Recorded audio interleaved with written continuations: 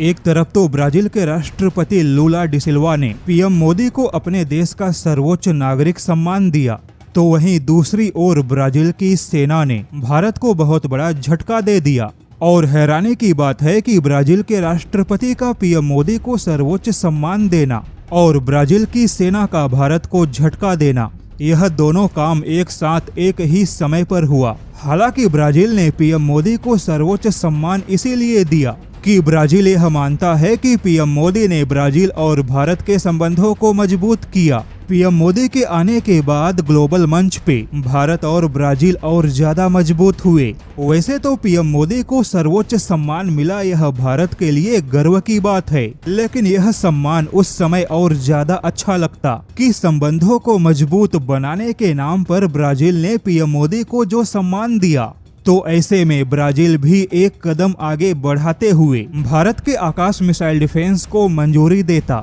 लेकिन आकाश missile defence को लेकर पूरा मामला ही उल्टा पड़ गया, क्योंकि जिस समय ब्राजील के राष्ट्रपति पीएम मोदी को सम्मान दे रहे थे, ठीक उसी समय ब्राजील की सेना ने यूरोपियन देशों की मल्टीनेशनल डिफेंस कंपनी MBDA के एक विशेष प्रकार के मिसाइल डिफेंस को खरीदने की बात कह दी। अभी तक तो दावा था कि ब्राजील भारत का आकाश मिसाइल डिफेंस खरीदेगा, लेकिन ब्राजील की सेना ने तो यूरोप के enhanced modular air defence solution जैसे मिसाइल डिफेंस की ओर कदम बढ़ा दिया और भारत का आकाश मिसाइल डिफेंस भारत और ब्राजील के बीच में केवल एक खबर बन के रह गया। अब देखा जाए तो यूरोपियन देशों के हथियारों के व्यापार की लॉबी इतनी ज्यादा मजबूत है कि भारत केवल अच्छे संबंधों के दम पे अपने हथियारों से यूरोपियन देशों के हथियारों के व्यापार को टक्कर नहीं दे सकता, क्योंकि पश्चिमी देश अपने हथियारों के व्यापार को बढ़ाने के लिए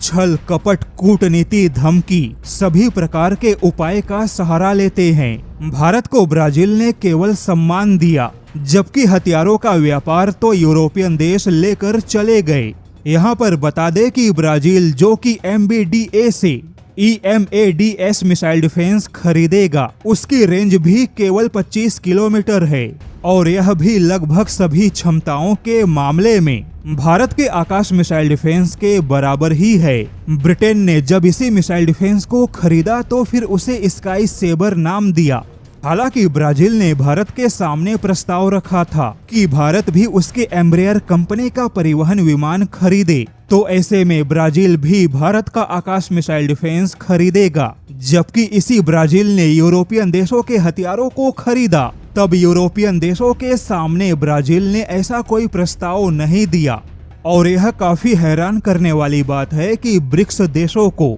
अमेरिका के राष्ट्रपति ट्रंप धमकी देते हैं और ब्रिक्स सम्मेलन के दौरान ही यूरोपियन डिफेंस कंपनी को ब्राजील के हथियारों के सौदे मिलते हैं। तो ऐसे में ब्रिक्स संगठन आखिर G7 को कैसे टक्कर देगा? अब बयानों में भले ही संबंधों के मजबूत होने की बातें कही जाए, लेकिन संबंधों को मजबूत दिखाने वाले कोई भी प्रत्यक्ष समझौते भारत और ब्राजील के बीच में दिखाई नहीं दे रहे हैं।